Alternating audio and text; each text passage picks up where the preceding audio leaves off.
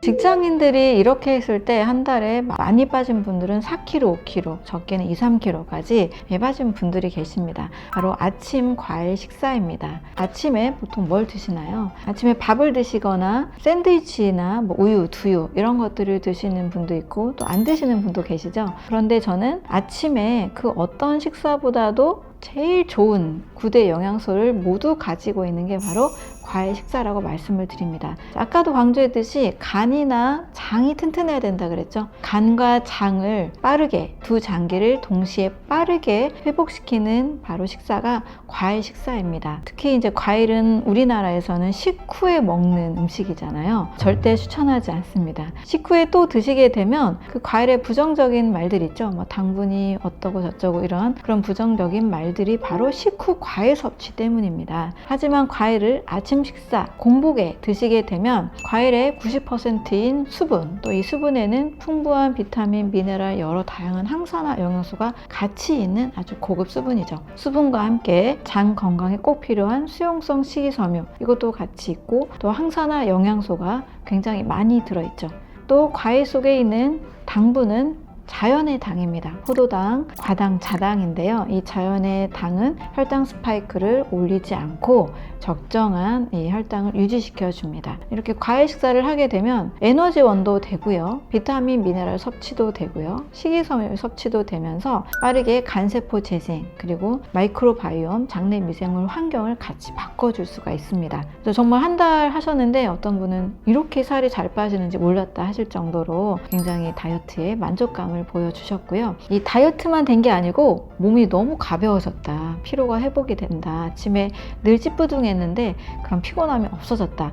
간 기능이 회복되면 그렇게 피곤함이 사라지는데 그런 모든 효과들을 같이 보시게 된 겁니다. 중요한 것은 아침에 어느 정도 먹어야 될까? 또 이 부분인데요. 500g을 추천을 합니다. 이 500g의 양은 임계치의 어떤 양이에요. 500ml 생수병 있잖아요. 500g의 과일은 500ml 생수를 먹는 만큼의 수분을 섭취할 수 있고 밥에 한 반 공기 정도의 당분이 있어서 충분한 에너지원도 됩니다. 과일에 따라서 당분의 양이 조금 다를 수 있기 때문에 반 공기 또 많은 경우 이제 한 공기도 될 수 있는데요. 그만큼 에너지원이 식이섬유와 함께 자연스럽게 들어오기 때문에 혈당 문제도 없고 여러 장과 간을 함께 도와서 다이어트 또 에너지를 얻는 데 있어서도 굉장히 좋은 식사가 됩니다. 여성분들은 이 과일 식사 하시면서 피부가 좋아지는 경우도 계시고요.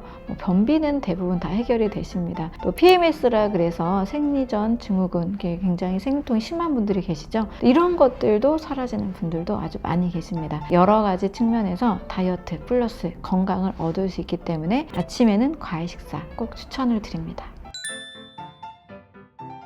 아침 식사는 이제 과일 식사를 하시고 점심과 저녁에는 단백질 섭취를 하시는 것이 필요하죠. 제가 아침에 과일을 섭취하라는 이유 중에 하나는 우리 몸의 리듬, 주기와도 잘 맞기 때문입니다. 아침에 일어나면 먼저 화장실을 가잖아요. 몸속에 쌓여있던 것들을 배출해냅니다. 새벽 4시부터 정오 12시까지는 배출의 주기예요. 몸이 내보내는데 더 최적화된 시간입니다. 단백질을 섭취하는 이유는 이제 결국 근육을 만들기 위해서잖아요. 그럼 흡수가 잘 돼야 되죠. 이 흡수 주기는 따로 있습니다. 바로 이 점심 시간이에요. 점심 이제 12시부터 저녁 6시까지가 흡수 주기입니다. 그래서 점심 식사를 통해서 단백질 섭취를 충분히 하시고요. 저녁 8시부터 새벽 4시까지는 동화 주기라 그래서 흡수한 영양소를 가지고 여러 세포 재생이나 세포 회복이나 몸이 다시 재합성하는 시간대가 됩니다. 삼시세끼 모두 다 단백질을 먹자라고 이제 주장하는 이제 다이어트 전문가들도 계시지만 저는 좀 더 건강을 더 중심으로 하는 차원에서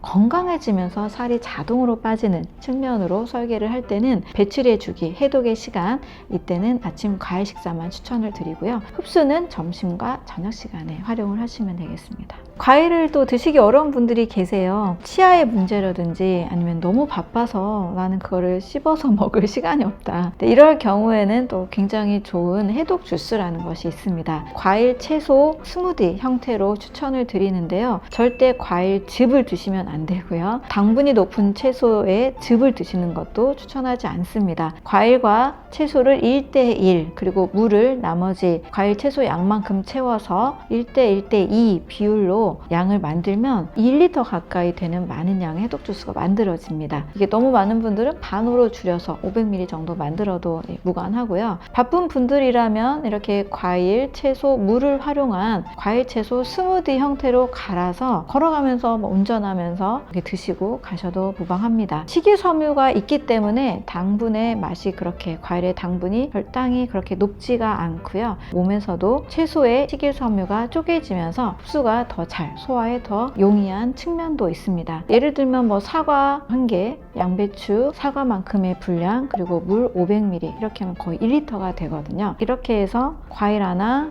채소 하나, 물 단순한 조합으로 만들어도 됩니다. 어떤 분들 5가지, 7가지, 10가지 이렇게 막 다 넣고 이렇게 섞어서 드시잖아요. 꼭 질문을 해봐요. 맛있습니까? 라고 여쭤보면 맛이 없는데 건강을 위해서 먹어요 이렇게 대답을 합니다. 그보다는 단순한 조합이 좀 더 맛을 내기는 좋습니다. 너무 맛없는 채소를 많이 갈아버리면 먹기가 힘드니까요. 사과 하나에 사과의 당분을 희석시킬 수 있는 정도의 달지 않은 채소, 양배추, 샐러리, 케일, 브로콜리 이렇게 달지 않은 채소를 하나 넣으면 당분 문제도 없고 문제도 해결이 되기 때문에 어느 정도 상당히 지속 가능한 방법이 될 수가 있습니다. 좀 건강이 더 안 좋은 분들이 가끔 계세요. 다이어트만 하기에는 몸 전체에 염증도 많고 소화가 안 된다라는 분들이 계세요. 소화력이 매우 약한 분들, 위 점막이 매우 얇고 위 건강이 안 좋은 분들은 생채소를 드셨을 때 가스가 차거나 소화가 안 되는 어려움들이 있습니다. 이런 분들은 채소는 익혀서 하셔도 무방하다라고 말씀을 드려요. 아주 잘 익혀서 잘 갈아서 사과와 함께 갈아서 드시면 괜찮습니다. 바나나를 갈아서 드셔도 괜찮습니다. 사과에 들어있는 성분이 조금 더 식이섬유나 장 건강에 더 특화되어 있기 때문에 사과를 먼저 추천을 드리고, 위산이 너무 많아서 속 쓰려요 해서 사과 불편한 분들 계시죠? 그런 분들은 바나나를 갈아서 채소와 함께 해독 주스를 만들어 드셔도 됩니다. 또 어떤 분들의 경우에는 채소 퓨레처럼 스프처럼 한때 해독 스프다 이런 게 막 유행한 적이 있었잖아요. 그렇게 씹어먹기가 어려운 어르신들의 경우에는 채소를 잘 갈아가지고 너무 이렇게 물을 많이 넣지 않은 스프 형태로 잘 익혀서 드시는 것도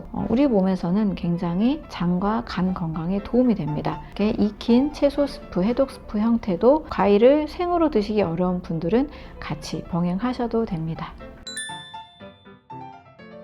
요즘 이제 혈당에 굉장히 관심이 많다 보니까 혈당을 어떻게 하면 올리지 않을까 이 부분을 많이 신경을 쓰게 됩니다. 저 역시 첫 번째 먹는 음식이 매우 중요하다라고 말씀을 드리는데요. 집에서는 과일 드시거나 채소 드시거나 이게 좀 편하잖아요. 일단 밖에서 드실 때 다이어트가 거의 무너지기도 하고 밖에서 먹는 한 끼 식사 때문에 어렵다라고 호소하시는 분들이 많이 계시는데요. 밖에서 드실 때도 일단 이 원칙을 실천하시면 혈당 문제, 또 밖에서는 거의 쌀밥이 나오잖아요. 혈당 스파이크 문제를 최소화할 수가 있습니다. 음식의 순서와 식사 속도의 두 가지 방법입니다. 음식의 순서는 첫 번째 입에 들어가는 그 음식이 혈당에 영향을 매우 많이 미칩니다. 밥 먹고 반찬 먹고 이렇게 하잖아요. 그보다 밥은 세 번째, 네 번째 뒤로 미루라고 말씀을 드리고, 신선한 채소나 나물 반찬 같은 게 있으면 채소를 먼저 드시고, 두부나 생선 같은 단백질이 있다면 단백질 섭취를 그 다음 먼저 하시고, 어느 정도 좀 3숟가락, 4숟가락 좀 먼저 이 양을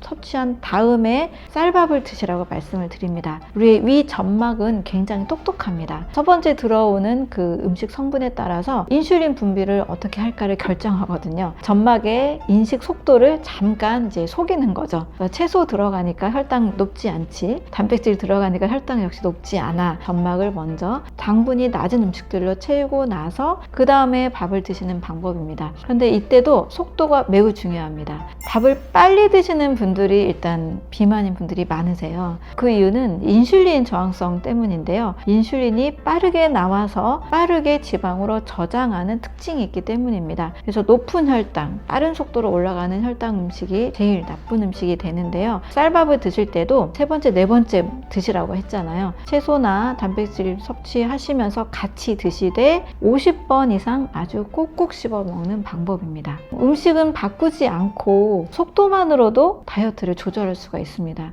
먼저 드셨던 채소나 단백질 그리고 천천히 먹는 습관 때문에 인슐린이 과하게 나오지 않습니다. 인슐린은 천천히 나오면 문제가 없어요. 과하게 확 나와서 확 저장하려고 할 때 바로 이제 다이어트에 문제가 되는 거죠. 따라서 인슐린을 천천히 나오게 하기 위한 천천히 먹는 식사 50번 꼭꼭 씹기, 이것까지 같이 병행하신다면 크게 음식이 정확한 다이어트 식단이 되지 않더라도 다이어트식이 될 수가 있습니다. 채소, 두부나 생선, 견과류 같은 단백질, 그리고 밥을 50번 천천히 씹어 먹는 습관, 다이어트에 좋은 식습관이 됩니다.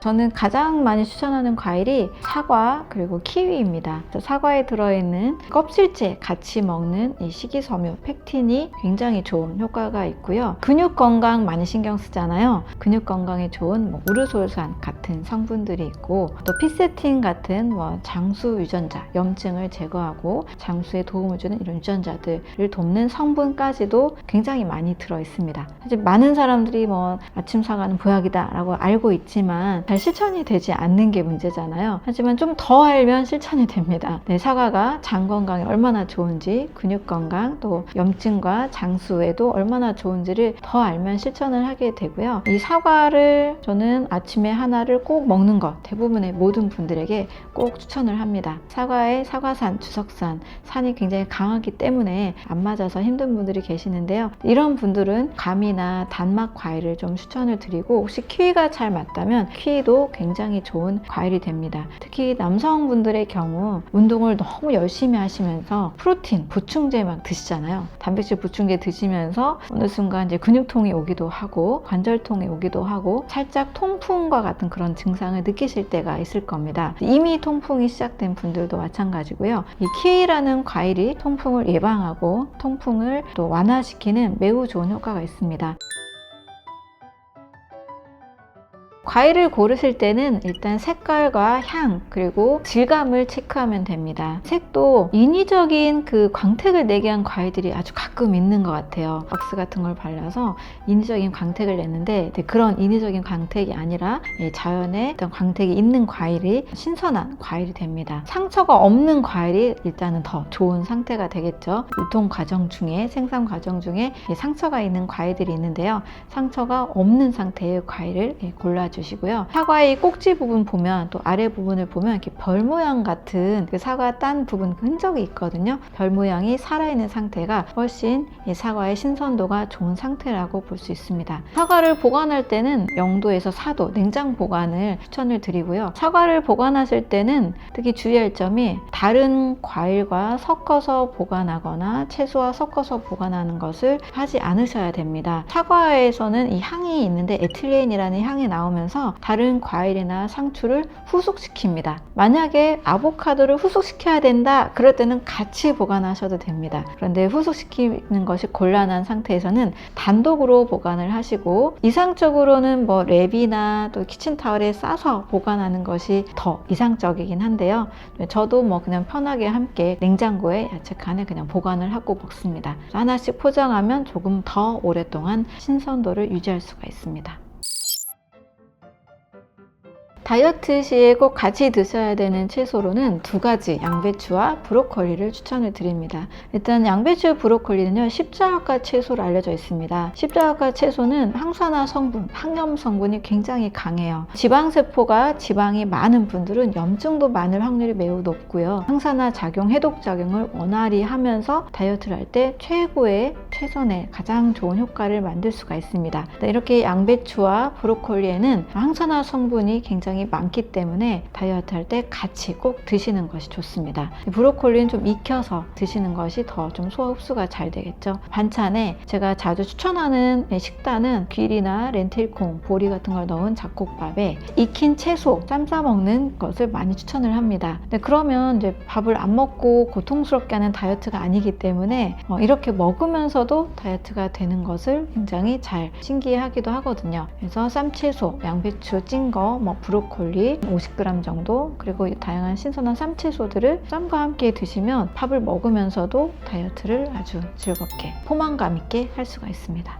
가끔씩 양배추를 드시면 가스가 차고 소화가 안 된다는 분들이 계십니다. 포드맵이라고 해서 우리 몸에 장내 미생물이 불균형인 상태인 분들이 계세요. 과민성 장 증후군을 가지고 있는 분들은 포드맵 식품을 조심해야 됩니다. 고포드맵과 저포드맵이 있는데요. 이 포드맵은 올리고나 식이섬유가 많은 음식들의 앞글자를 모아서 만든 기호입니다. 고포드맵 음식 중에 하나가 바로 생양배추예요. 양배추 먹으면 가스가 찬다 하시는 분들은 반드시 양배추를 드시지 마시고요. 가스가 차지 않는 이 채소들을 골라서 드셔야 됩니다. 생은 가스가 차고 익혀서 먹었더니 괜찮다 하시는 분들은 반드시 이제 쪄서 드시는 방법을 추천을 드립니다. 또 브로콜리 같은 경우에는 브로콜리가 그 알갱이 상태가 굉장히 조그만 게 많이 있잖아요. 그러다 보니까 이 세척에 있어서 주의가 좀 필요합니다. 브로콜리를 이 세척할 때는 물에다만 하시기보다는 농약 세척 효과가 있는 것을 같이 하면 좋은데요. 이제 물과 물 1리터에 식초 한 큰술을 넣어서